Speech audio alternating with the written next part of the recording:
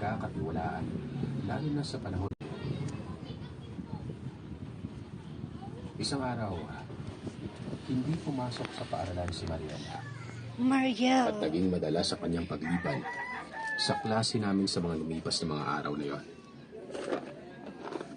Marami na siyang nakaligtaang pagsusulit at recitation. Gayon din ang group project.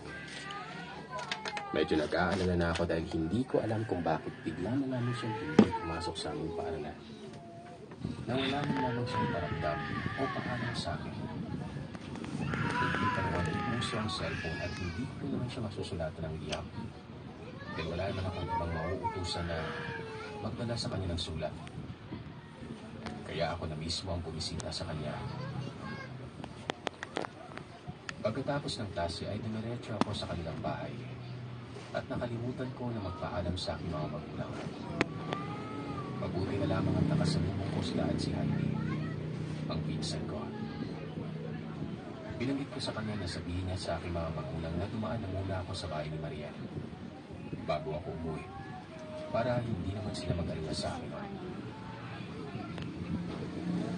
Pagkatapos ko makipag-usap sa kanya, ay bigla na siyang umalis gamit ang kanyang bisikleta. Nag-aagaw na noon ang liwanag at dilim sa kalangitan. At medyo tumitim na rin sa bahaging kinaroroonan ng bahay ni Mariel. Kumatok ako at nagulat ako. Nang biglang bumukas kami ng pintuan. Doon pa lang, medyo kinabahan na ako. Nakatayo ang nanay ni Mariel sa may tabi ng pinto. At kinilabutan ako sa pisikal niyang anyo. Ang kanyang mga mata ay mas maitim kesa sa normal na mata. Ang kanyang buhok ay nakabagsak sa balikat. Nakasuot siya ng kamiseta. At saya na, bigla siyang umisi sa akin nun. Halos mapigilan ako mula sa aking kinatatayuan. Natuliro ako sa sobrang takot. Hindi siya nagsalita.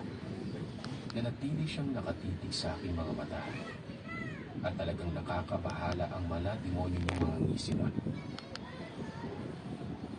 Tinanong ko siya kung naroroon si Mariela habang hindi ko makontrol ang panginginig ng aking mga kamay. Hindi pa rin siya tumugon. Pagkos ay sinamahan niya ako sa loob ng bahay. Pumasok siya sa loob at kahit medyo madilim sa loob ng bahay, sinikap ko pa rin na humakbang. Nagpalingalinga ako sa paligid kahit napakadilim at hindi ko alam kung saan nagtungo ang nanay ni Mariel.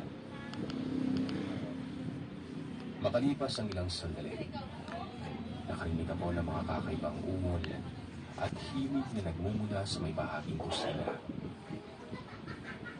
Natagpuan ko ang nanay ni Mariel.